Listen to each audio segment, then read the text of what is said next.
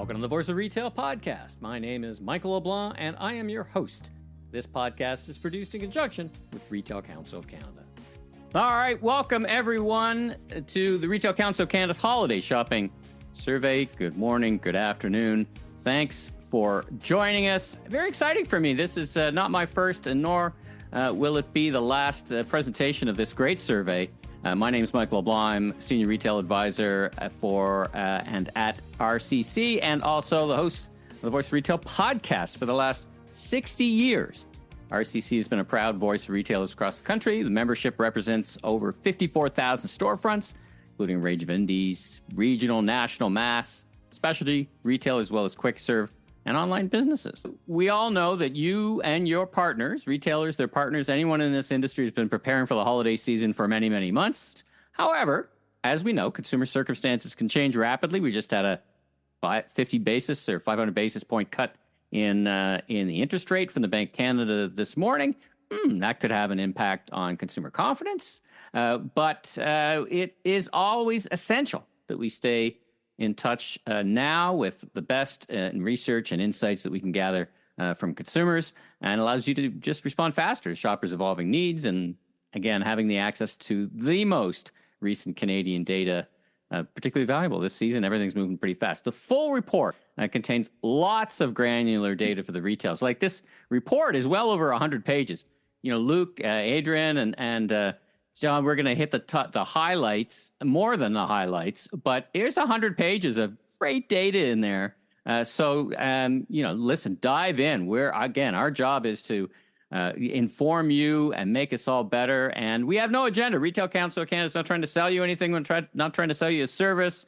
All we want to do is help you be successful, whether you're on the buy side or the sell side, retailer, or within the retail industry. So, not trying to sell you anything. We're just trying to make sure you're successful, help you thrive this holiday. So, if you can believe it, this is our 7th annual survey. It's one of the things I love most about this survey. It's the 7th annual Leger Holiday Shopping Survey, which this year also includes insights from Moneris. So we're going to fold those in. We'll get some actual data from last year to kind of give us a really good context. And who's got better data? The transactional data is fantastic from Moneris. So, first of all, thanks to our presenting sponsor and partner in research, Leger. Thank you very much for Leger for doing this. Listen, without further ado, we're going to hear from Luc Dumont, Adrian Bachmann, as they highlight the key insights from the holiday survey. Sean McCormick will be in the middle, the meat and the sandwich, so to speak, the protein between Luc and Adrian, and we'll speak to consumer behavior we can expect to see based on what we saw last year around events. And again, he's got such great data from holiday. And, listen, let's get going. Without further ado, and there's been much ado, let's get to our first speaker, Luc Dumont. Luc and I have done this many times. He will kick us off with a look of how Canadians are navigating holiday budgets, inflation, and their shopping preferences. Luc, a question for you. You know, you're a research veteran. I have a quick question for you. When you were growing up and the teachers asked you what you wanted to do for a living, did you say, listen, 19 times out of 20, I want to be leading insights in Canadian research? You always wanted to be a research guy? Not just research, but retail research specifically. So, very specific. Is that fantastic? How long have you been doing this for, Luc? 32 years now. Wow. Talk about a base of knowledge. Fantastic. Yeah. Well, listen, thanks for joining us and helping us out. I'll pass the mic to you.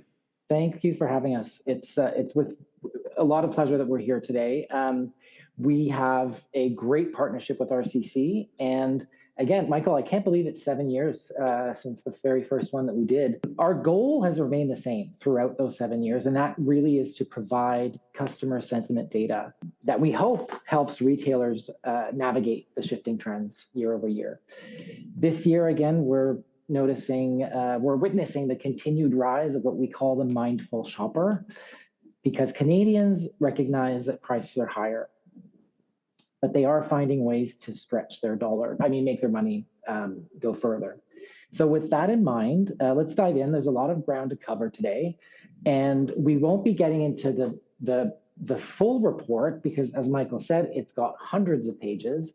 We're going to focus on the things that really stood out to us in terms of what's happening with consumers, or what we think will happen with consumers, because this is a survey that explores future behaviors.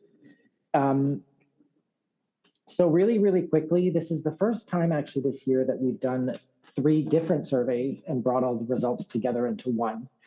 The reason for that is that some of the questions we wanted to have sort of a longer view on, and we wanted to have the information a little bit earlier, and some of it as close to the holiday period as possible. So you've got 3 different field windows there that you'll notice.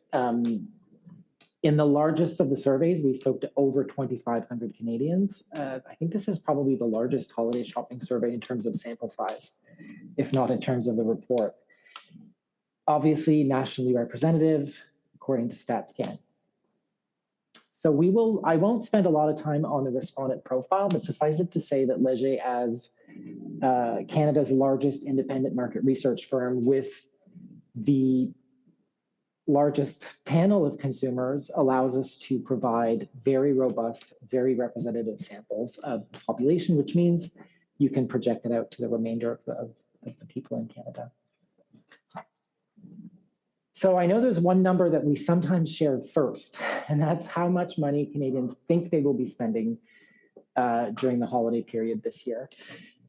But we wanted to preface it this year with a couple of little data points on some of the concerns that people have. And none of these are going to be a huge surprise. Obviously, the high cost of living and the cost of gifts are 2 of the top 3. And within that also, there's budget restraints. So there's a couple of things here, I believe. Canadians are not only recognizing that things are going to cost more, but they've imposed on themselves. When I see something like budget restraints, it means that they're imposing on themselves some form of control. Again, keep in mind the way that we think about these shoppers. We're calling them mindful shoppers. They're really thinking about what they're doing and not being as impulsive or laissez-faire about their future spend. In addition to that, obviously we asked people what or how has inflation affected your gift giving habits, if at all? Important to note that 71% of our respondents said at least something, right? The top issue is that this will reduce their spending and they will be buying less. But pretty far second and third, again, I think speaks to what we've been talking about. People will be shopping more for discounts, sales, so they'll be looking for more value and more deals, and planning more. Again, budgeting. So it's a mixture of, I'm going to be buying perhaps fewer things. I will be spending more because things cost more. So I need to find ways to make this work for me. Now let's get to that, to those measures. So what are people doing? Again, they are, here even more, 9 out of 10 people are saying, I will do at least something to help me plan, right? So what are the actions people are taking? So they're going to take more time to look for deals and sales. Now, that means doing more research. It also means waiting, possibly a really good deal comes along. We've seen in other questions that we've asked in the full report that there's this concept of like, maybe a better one will happen a little bit later. So there's a little bit of that happening, waiting and seeing, and then pouncing at the right moment, I guess, however they determine that right moment to be. And close second and third is, again, planning to seek out more deals, more sales, and do a lot of comparison and set a budget to manage expenses. What does that mean? Well, it's still good news. It's all not doom and gloom. It's actually very positive. Consumers are planning to spend this year a bit more than last year. So again, there's $74. There's some recognition that things just cost more. But what this tells me is that people just don't want to give up on the holiday spend. We could have seen this number drop because of just general feeling about the economy and how things are going, but we're seeing it rise. So Canadians are still in love with the holidays and still want to be spending during the holidays. What retailers have to do, I think, is accompany them on that journey of mindfulness and planification and finding deals, basically. There are some important differences I think that we need to point out. Specifically in Quebec, we're seeing that the average spend there is quite a bit lower. And we're also seeing that the highest average spend or planned spend is in Ontario. Now, this is not super different from previous years. We do have in the report, we do have historical data that is it goes back to 2018, if I'm not mistaken. So interesting things happening there. And also on that regional level, there have been shifts in those attitudes through time. We ask people a number, but that speaks to a couple of things: how much they want to spend. It also speaks to how much they think things will cost. It's important to note, I should say, that when we ask this question, it does include things like food and alcohol for entertaining. It does include travel for the holidays. So some of the categories where we haven't seen inflation ease so much, or at least there's that sentiment with the consumer that inflation is still horrendous with food, for example, whether it's true or not, they may feel that way. It all gets blended into one number. But we do ask people in terms of just, are they going to be spending more, the same, or less in general, to get a sort of a different sense of that kind of question. And we're seeing this year, 2024, that it's very similar to last year, and it seems to have stabilized since 2020. This idea of spending more, the same, or less. So there's not a huge difference of anything happening there through time. Those who do plan on spending more, to further some of the points I've been making, are saying, well, it's just because things cost more. But still a quarter of the people we spoke to, quarter of Canadians, they say that they do have more money to spend. So it's not like everyone is feeling the pinch. Some are not, and some are also have growing families. They have more people to buy for. So again, something that retailers can accompany consumers in. Those who have more money to spend, they have to find the product. But those who say that they're just going to be spending more on things because things cost more, again, there's a lot of work to be done in making them feel like there are deals for them and that there are possibilities for buying during the holidays. So what does that mean for retailers? I think that obviously not a huge surprise. You want to be looking at some pretty targeted discounts during some of those key shopping days. You really want to attract the budget conscious consumer. That may mean promoting value packs or bundles to increase that perception of value or savings on popular items. Loyalty programs are really important.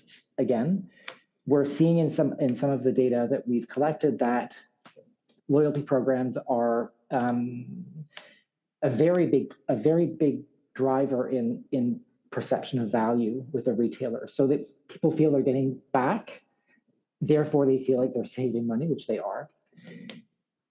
Another thing that we're hearing a lot this year or continue to hear is that retailers need to continue to focus on additional or enhanced payment options. So we're seeing a lot of different players in the buy now, pay later space.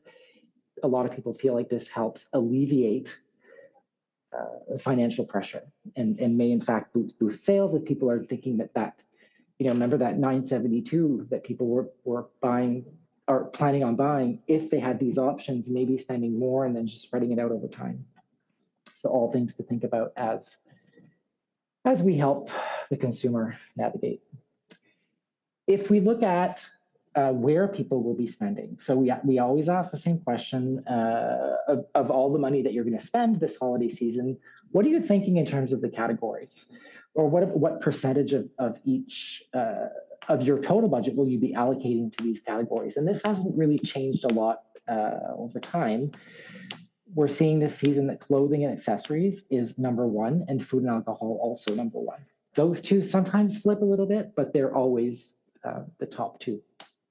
Not a surprise that these are two of the things that we do for ourselves, for our families. They're not necessarily gifts, but they are get-togethers. You want to look good. You want people to feel good and have fun. So clearly home entertaining and going to other people's parties is important. Another part of the report that's a lot in the full report where there's a lot more information is gift card. At least 42% of the people we speak to say that they're going to spend at least 1% on gift cards. I mean, that indicates to us that gift cards are still an important part of the holiday buying ecosystem. You know, we're looking at some of the retailers that people say they buy from, and restaurants is a big one. Big box retailers is a big one. That's gone up, and clothing and food and beverage. So it's important to have those options for consumers. And we'll see a little bit later, I think, I might be moving ahead here. We'll see a little bit later why this is happening. So consumers want to, if you remember, want to control their spend. They want to be smart about their spend. One of the actual reasons people like gift cards is that it provides them with a sense of budgeting. I know exactly what I'm going to spend, 25 here, 25 here, 50 there. The amounts are set in stone. It's kind of like the old school giving a check and a card situation. But although there are other reasons. Not only giving gift cards, but receiving gift cards. We're seeing an increase here since 2022. 32 to 38% of the people we spoke to say that they would prefer to receive a gift card. Not a huge surprise. Obviously, gift cards allow you with the ability to buy what you want, right? And not feel like you're being given something that people think you want. So that's an important concept to leverage, perhaps in some of your communications about gift cards. Big opportunities here for retailers, I think. Obviously focus on the high demand categories if you're in that space or adjacent to that space. Important to promote diverse options to attract shoppers, and actively promote gift cards as obviously a versatile and desirable gift for people, and particularly for restaurants. We saw that was the highest category where people allocate the budget, probably because it's just one of those things. It's a very nice gift. It's really a gift for the other person. It's like, go treat yourself the way you want to.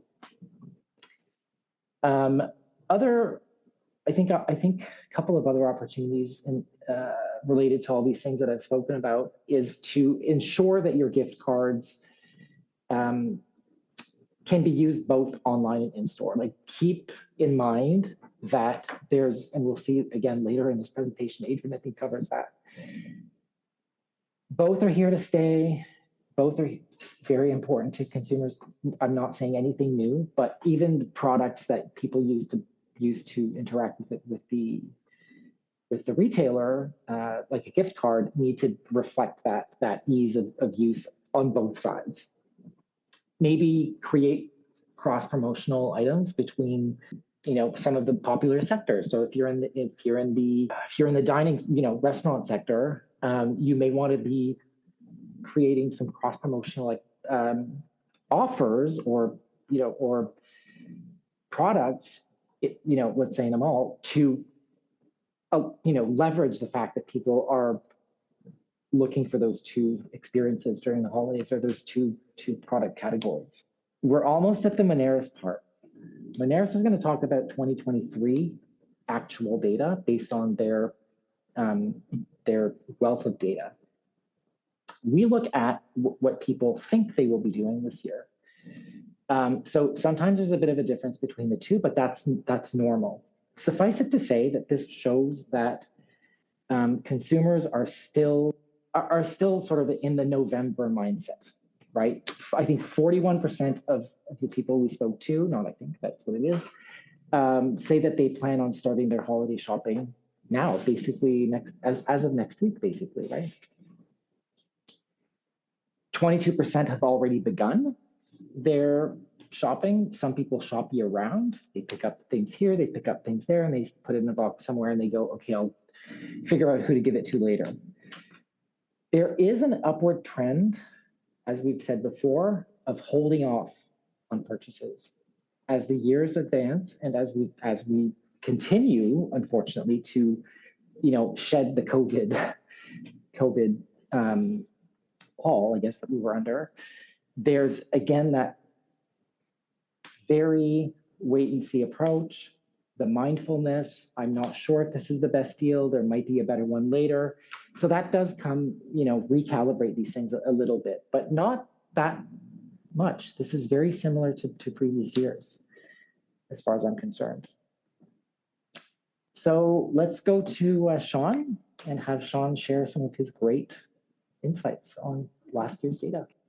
Well, thanks for that, Luke. Thanks for the introduction. Now, let me ask you a couple of quick questions. We've got a couple of questions from the audience, just so hang on with me for a sec.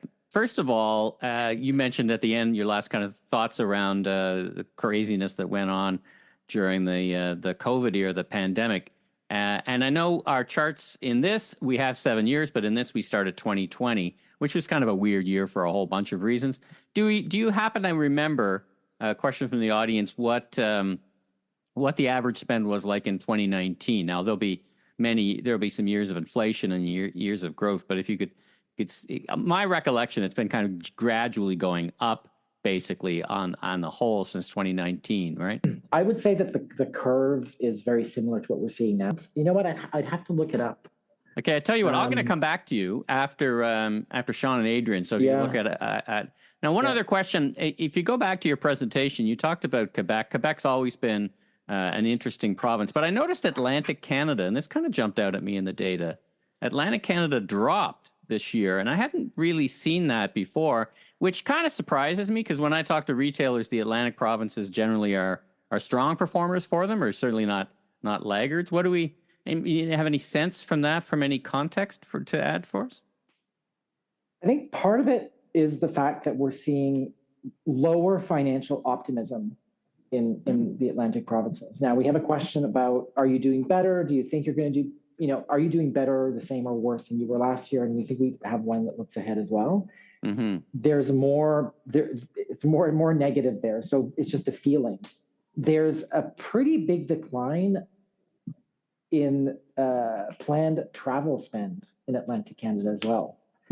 So it may be some shift to, I think nationally, we were at about 19% of their total budget. Canadians will allocate about somewhere between 15 and 20% of their budget to travel plans. That's only about 6 or 7% in Atlantic Canada. So something's going on there.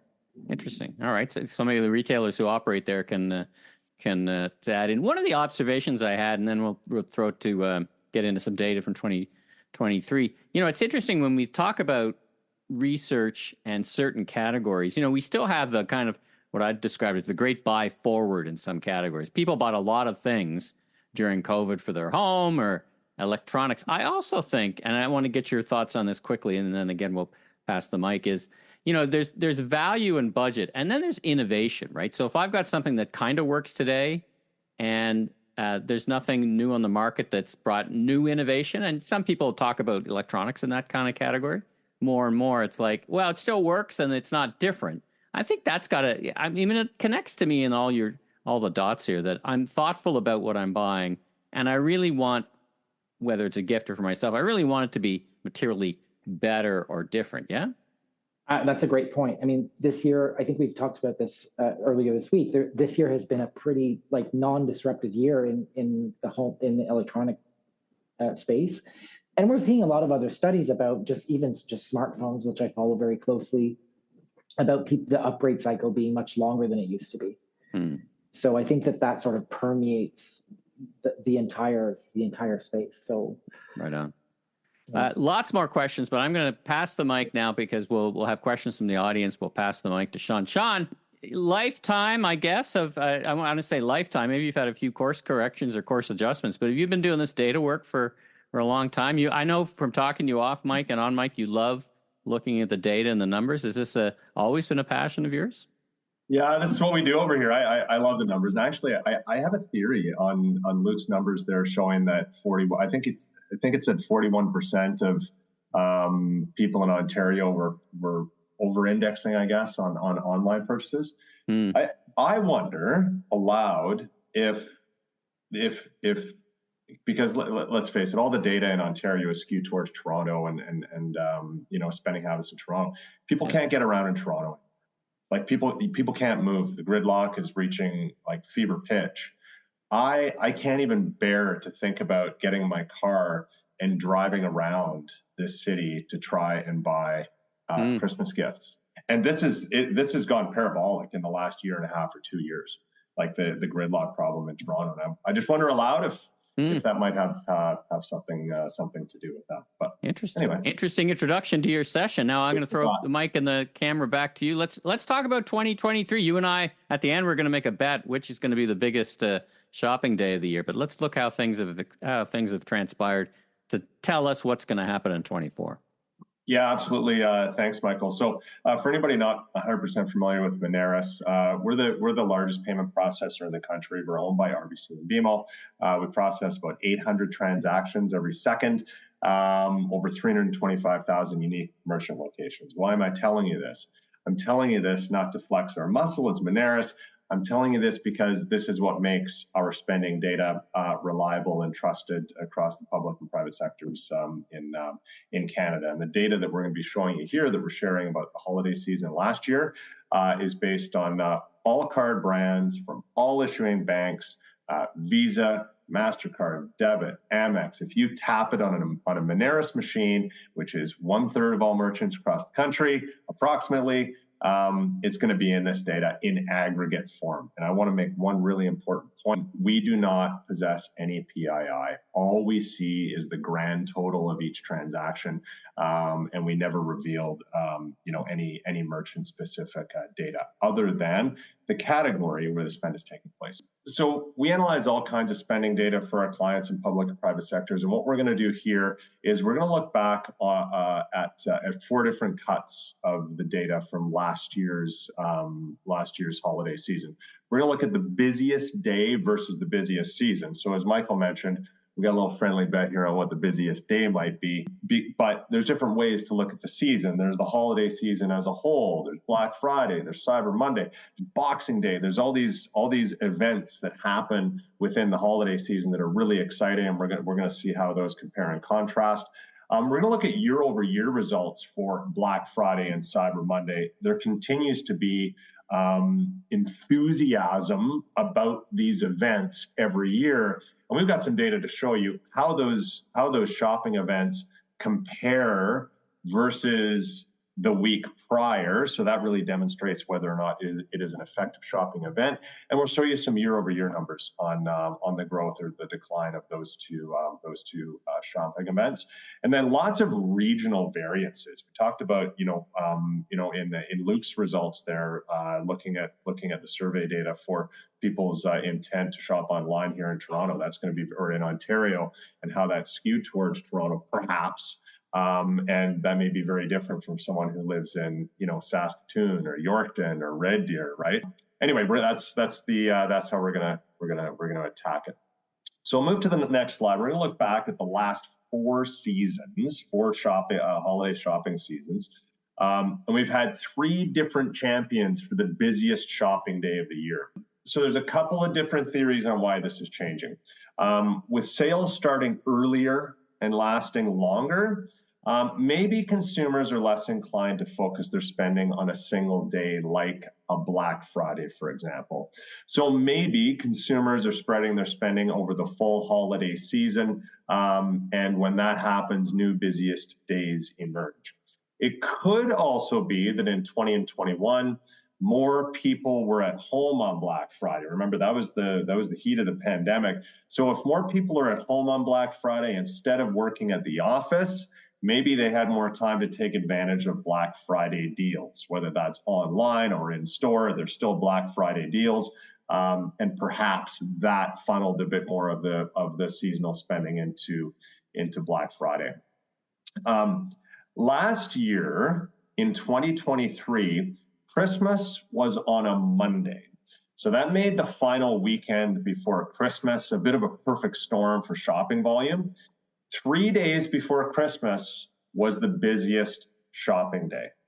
Okay, that was a Friday. Interesting then that in 2022, Christmas was on a Sunday, 1 day of the week earlier, and the busiest shopping day was also 3 days before Christmas. Okay, Michael, you got that? We're putting our bets on the table. 3 days before Christmas. This year, Christmas falls on a Wednesday, and 3 days before that is Sunday, December 22nd. Okay, so that's some prognostication there. You're shaking your head, Michael. You don't think Sunday is going to get it done just out of concept more than data? I had a concept more than data. I'm going for Saturday myself. I'm throwing down for Saturday. It would be odd that it would be a Sunday. There's no question. It is it is a traditional day of rest for a lot of folks in this country. But yeah, okay. It could go either way. It is a friendly bet. So there's no cash on the line. Let's move to the next slide and look at Black Friday and Cyber Monday. We've got two different measures here. We're looking at in the darker blue on the top, that is year over year. The teal is comparing week over week. So what do we make of this? Well, let's look at the darker blue first. Year over year is really what we're doing is we're looking at consumers' propensity to spend on that day. Basically flat. Now, one, I wouldn't call it a fly in the ointment. It would be something to consider is that last year in December, inflation was still really high. What are we down at? What did the Bank of Canada say today? We're down at 1.75%. Well, this time last year, we were north of 3. I can't remember off the top of my head, but I think we were closer to like 4 or 5%. So when you see a flat Black Friday year over year, remember, we're looking at dollar volume pumping through our pipes. If you add inflation into that at 5%, that is essentially a 5% step backwards because we're looking at dollar volume through the pipes. But for reporting purposes, we're calling it flat, absent inflation. Now, that doesn't mean that Black Friday and Cyber Monday aren't effective shopping events, because to determine whether it's an effective shopping event on any given year, a better measure is to look at it at what does that look like compared to the Friday before when there was no shopping event, or the Monday before when there was no shopping event. So 23% volume increase on Black Friday versus the Friday before, that's a success.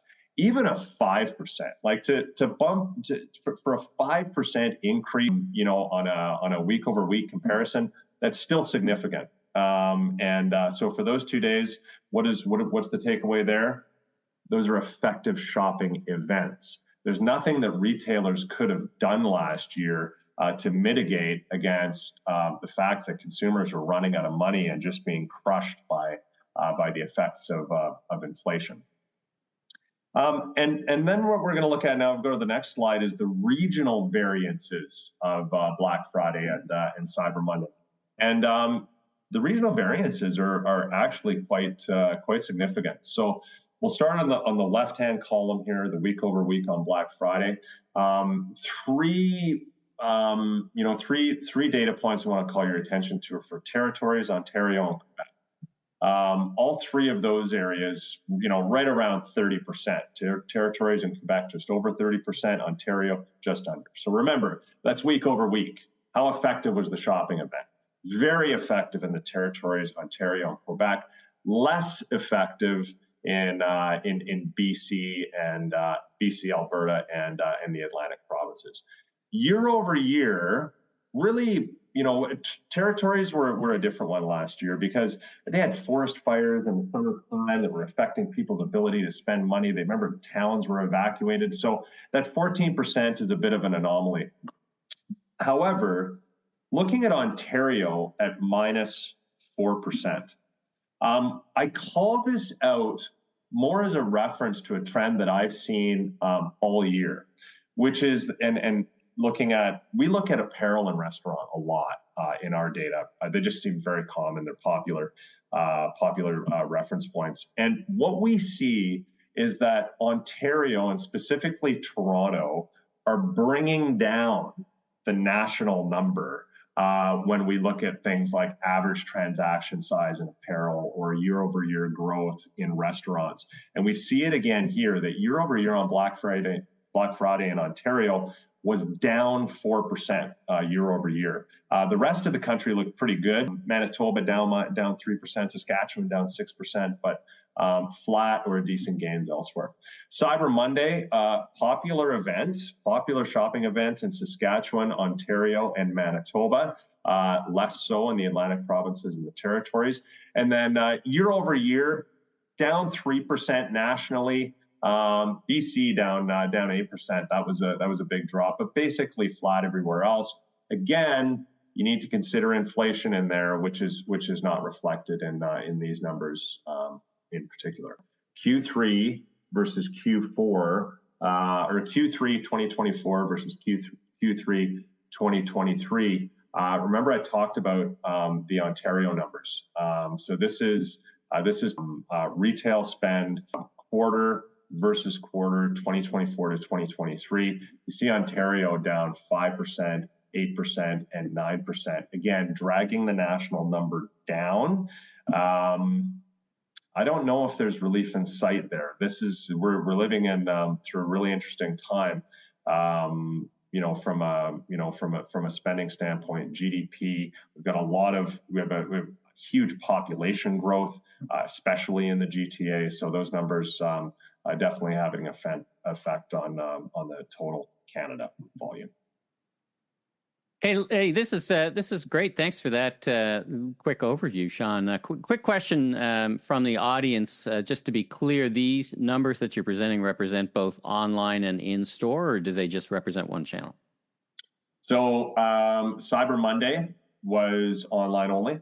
The other numbers were online and in-store in aggregate. So it feels to me that Cyber Monday is running out of steam. I mean, it was never the big hitter of the three, the trifecta, right? The Black Friday, Cyber Monday, Boxing Day. But right. It does seem like, I mean, when I see very modest lifts in most provinces on that Monday, year over year, or even week over week, is it a case where retailers are looking for different options? Is it a kind of a flatlining of online spending in general? We see any theories on that when you look at the data? Yeah, I guess my comment to that would be, Michael, and I'll preface this by, saying that, we're data experts. We're not retail experts. We see the results, and it's the retailers that interpret our results. However, I would say I can only think back to my experience as a consumer on Cyber Monday last year. My inbox got flooded with all kinds of whether it was sporting goods. My son is he plays a ton of sports. We play sports. My wife plays sports. So we had a lot of sporting goods. We had a lot of electronics. We had a lot of apparel. The deals on Cyber Monday didn't seem outrageously good. There was nothing that knocked me off my chair. It was okay. I saw some 10%, 15%, off deals. I think when Cyber Monday, going back, I mean, how many years has Cyber Monday been around now, Michael? Do you know? It seems like it's initiated. It's been around 15 years or longer. Back, its genesis was let's help online be successful back when online was nascent time. And there were crazy deals. Yeah. Right. The first couple of years, I remember hearing buddies say, "Yeah, I got this pair of jeans for $20," or I got this new Bluetooth speaker for $30 or something like that. I just wonder aloud, based on what I saw last year on the ads that were being served to me, whether the deals were good enough for me to execute on the call to action and actually click buy. That would be my response. All right. Another question from the audience, just before we get to Adrian, is do we these numbers, they include grocery spend, because you and I know that the biggest shopping day of the year is one of the reasons it's the biggest shopping day of the year. It's just people are buying groceries, right? That gets folded in for the holidays, right? So that's one of the big drivers of why, in my case, Saturday, not Sunday, will be the biggest day. But I'm not sure. I'd actually have to take that back to the data scientists that queried this. Okay. I can tell you that that's actually, so the holiday peak for shopping, so average transaction size peaks in the last 3 weeks of December every year. Yeah. So when we look at our grocery data and try to figure out, well, are people spending more on groceries, less on groceries year over year, we try to look at a seasonal peak. Like apparel has 2 seasonal peaks, right? You got one in the spring and one in the holidays. Grocery has one. It's not just a peak; it's a peak. It's a spike in December, and that peak, the seasonal peak, has remained plus or minus $52, $53 per transaction for the last 4 years. Hasn't budged, despite the fact that groceries cost like 19% more today than they did 4 years ago.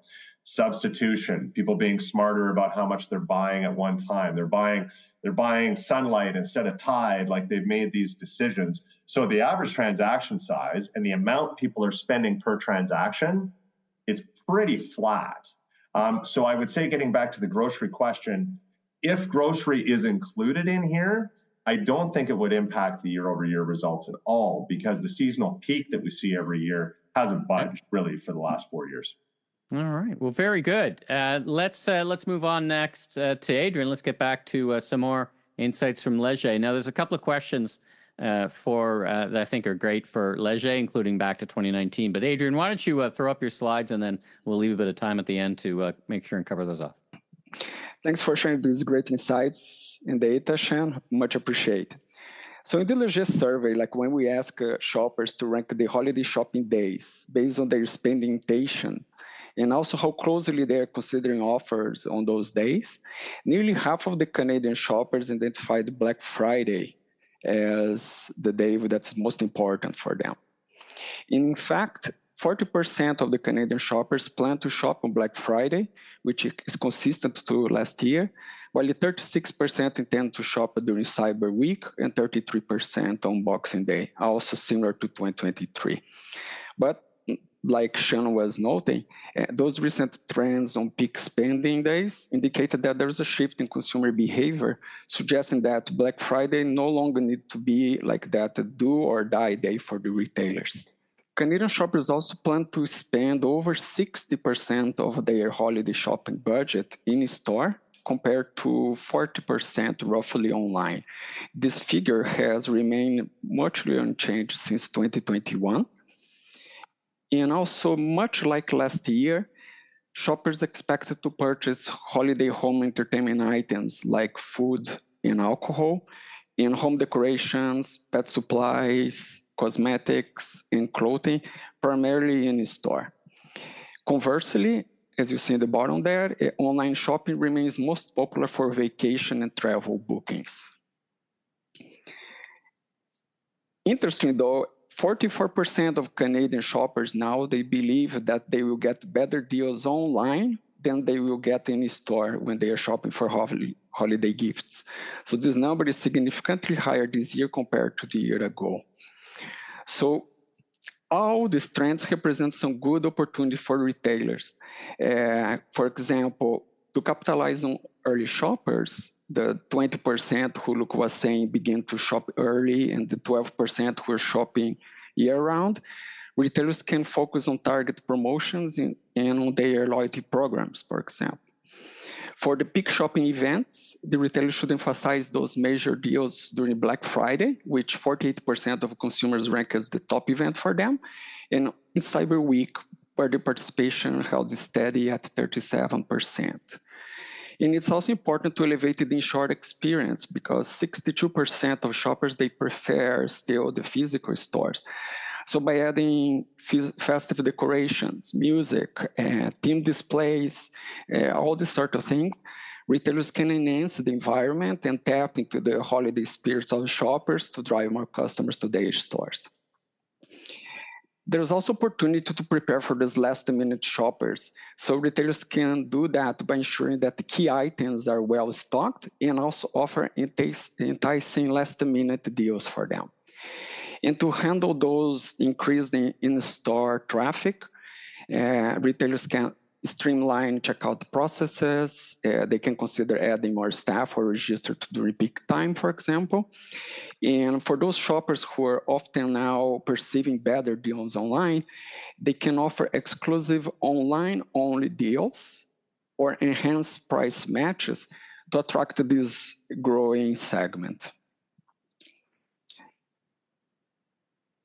In terms of top influencers or the factors that will drive the most influence on the shopper's choice of retailer this year, we have holiday sales and promotions at 62%. It is down from 66% last year, but still significantly higher from 40% in 2022, followed by free shipping at 50%, and product availability for when the shoppers are ready to make a purchase with 44%.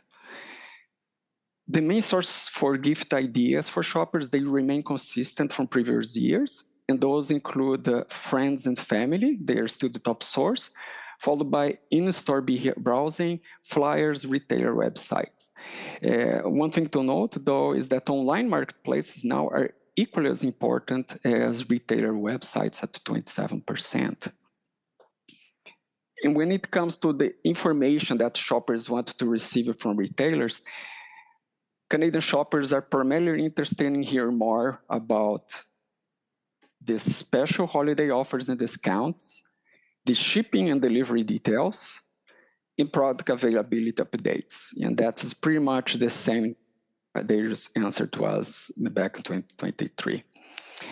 Finally, when it comes to holiday shopping, Canadian shoppers plan to prioritize local options. We see here that specifically 82% of shoppers indicate to us that they will favor nearby stores.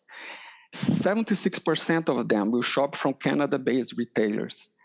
72% plan to purchase from Canadian-made goods. And 67% will use marketplaces that support local business. So those are pretty high numbers.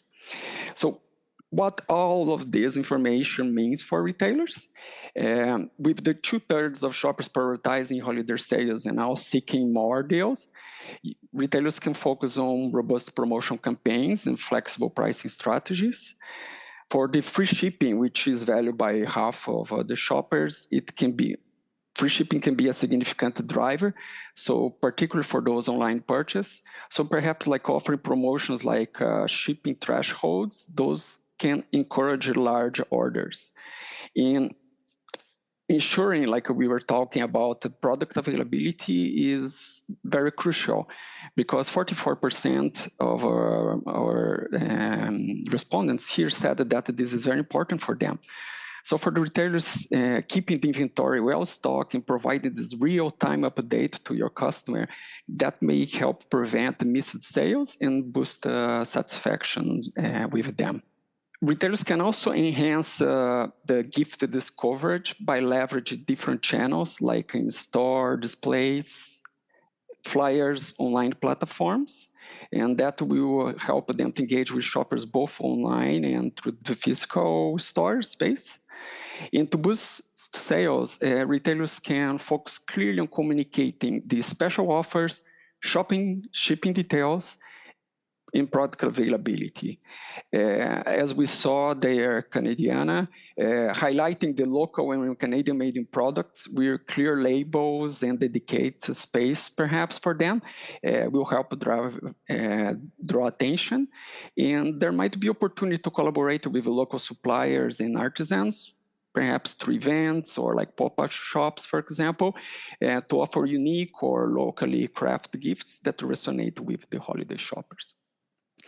So I apologize, just going pretty quick because I wanted to save us some time for discussion and further questions. But before that, I wanted to quickly recap the key points that we covered today.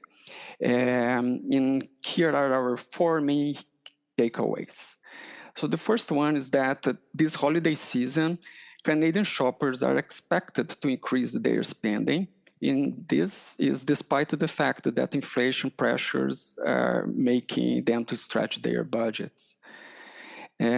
Practical purchases like clothing, food, holiday home essentials, they remain the top choices, but we also saw that gift cards, especially from big box stores, they continue to rise in popularity as a flexible gift option. November is projected to be the peak shopping month, which is consistent with previous years. But what is new is that Black Friday and the day before Christmas now are competing for that highest sales day. And finally, with all the financial pressures mounting, shoppers are likely to be ever more attracted now to sales and promotion compared to last year. So I hope you found these insights valuable as we head into this busy holiday season. I would like to hand it now over back to Michael, who will lead us through the Q&A and further discussion. So Michael, the floor is yours. Thanks, Adrian. That was great. And to your point about moving through this pretty quickly, and one of the questions is, will this be available?